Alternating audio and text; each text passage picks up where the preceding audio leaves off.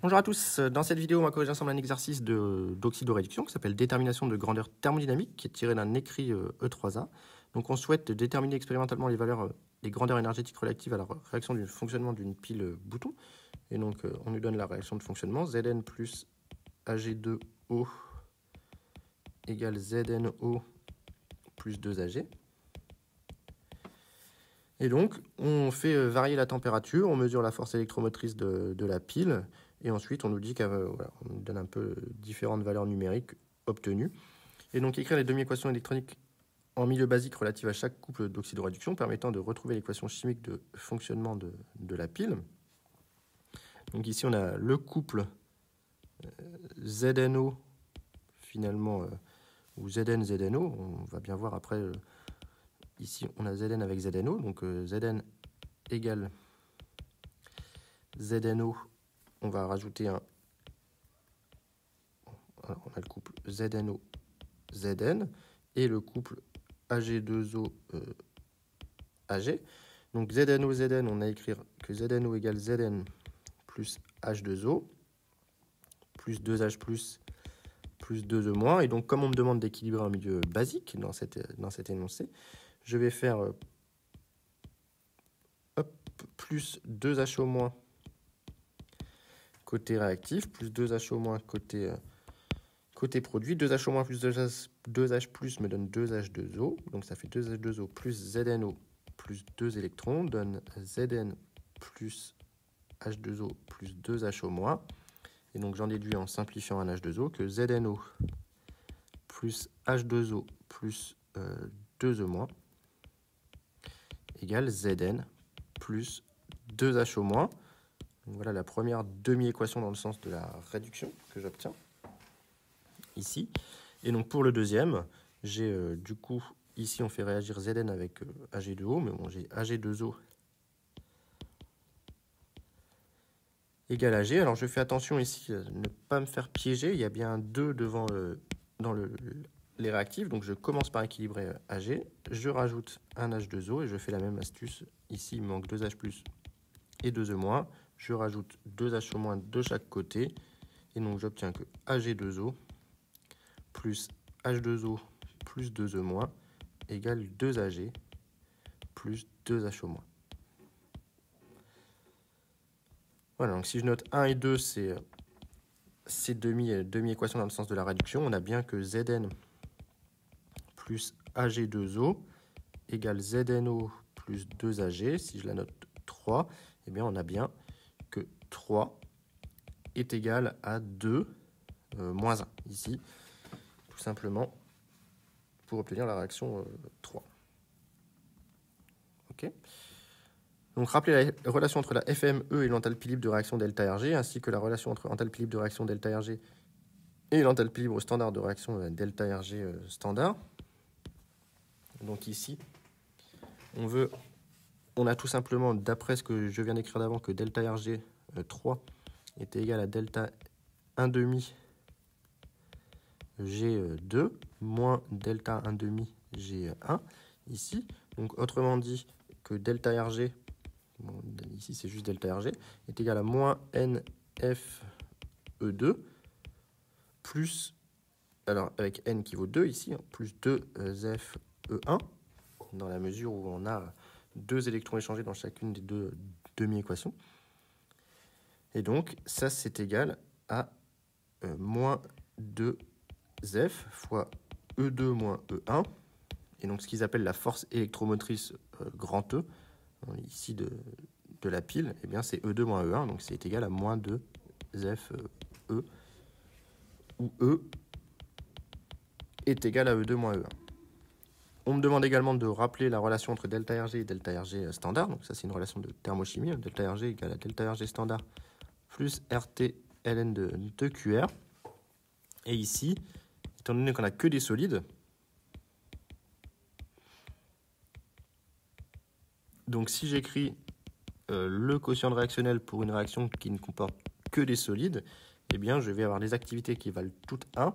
Donc je vais avoir que QR vaut 1. Et donc dans ce cas-là, je vais avoir que delta Rg est égal à delta Rg rond. Et par suite, je vais avoir que delta RG standard est égal à moins 2F E, où E est la force électromotrice de la pile, avec E2 moins E1, avec voilà, cette réaction qui se produit entre l'oxydant et le réducteur.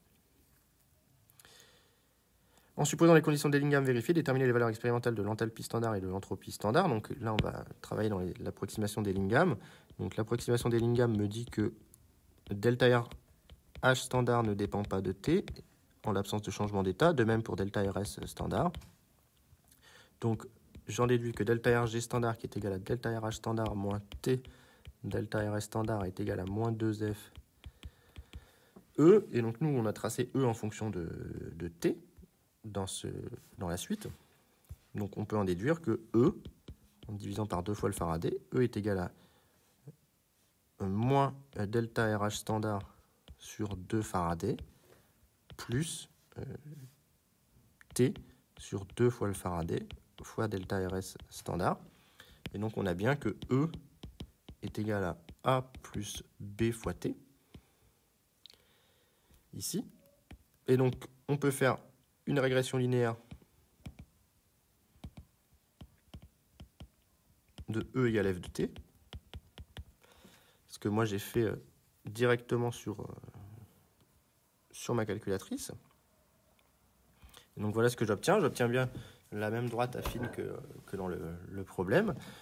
Et l'avantage, c'est que j'ai en plus les paramètres que je vais pouvoir venir déduire ici directement. Donc j'ai l'ordonnée à l'origine qui est 1,65 ici.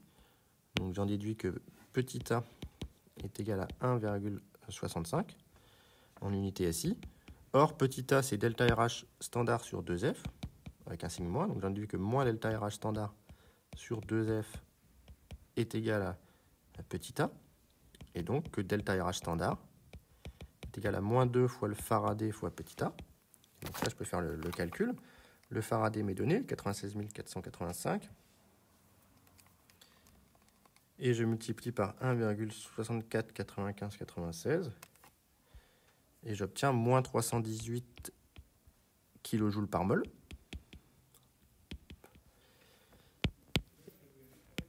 Et de la même manière, je peux identifier le coefficient directeur. J'ai que B est égal à moins 1,8 10-4 en unité SI. Sauf que B est égal à delta RS rond sur 2F. Donc j'en déduis que delta RS rond est égal à 2F fois B. Et donc moins 1,8 10-4 fois 2 fois eh bien, le Faraday, 96 485. Et donc j'obtiens moins 34,7 joules Kelvin moins 1, mol moins 1. Donc voilà ce que j'obtiens comme valeur thermodynamique ici.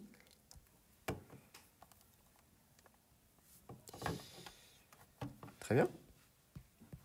Et donc, dans la dernière question, on me demande de comparer les valeurs théoriques des grandeurs standards delta RH rond et delta RS rond à l'aide des données fournies et comparer aux valeurs expérimentales déterminées ci-avant.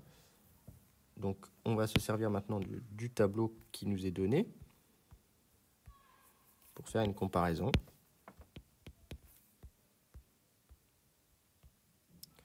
Donc, la réaction, on va la remettre dans le bon sens pour ne pas se tromper.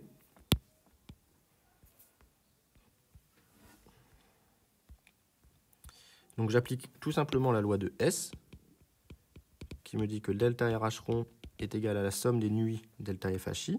Donc ça me fait delta de formation de ZNO, plus delta plus 2 delta de formation de AG, moins delta de formation de Zn, moins delta de formation de AG2O.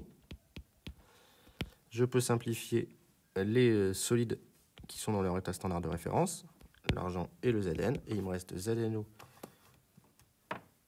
donc moins 348,1, plus 30,6, et donc je tombe sur moins 317,5 kJ par mol, donc là on a un très bon accord. Et de la même manière, delta RS standard, je peux le calculer à l'aide des entropies molaires standards. Ça me fait SM molaire standard de ZNO plus 2 SM rond de AG moins SM rond de ZN moins SM rond de AG2O. Et donc, ça me fait ZNO, c'est 43,9, plus 2 fois celui de l'argent, donc 2 fois 42,7, moins celui du ZN, donc moins 41,6, moins celui d'AG2O, 121,7, ce qui me fait moins 34 joules, Kelvin moins 1, mol moins 1, ici. Et donc, on obtient bien, encore une fois, une valeur en accord avec celle qu'on a déterminée par la méthode graphique d'utilisation de la force électromotrice de la pile. Et donc, c'est tout à fait en accord aussi avec ce qu'on a fait avant. Donc voilà pour cet exercice qui permet de manipuler un petit peu les enthalpies libres standards de deux manières différentes, soit directement avec les réactions d'oxydoréduction et avec les potentiels de Nernst, soit à l'aide des grandeurs thermodynamiques que sont enthalpie standard et entropie standard. Donc c'est un bon exercice pour réviser un petit peu ce qu'on a pu faire en début d'année sur la thermochimie. Donc voilà pour cet exercice, j'espère que ça vous a plu et s'il y a des questions, mettez-les en commentaire.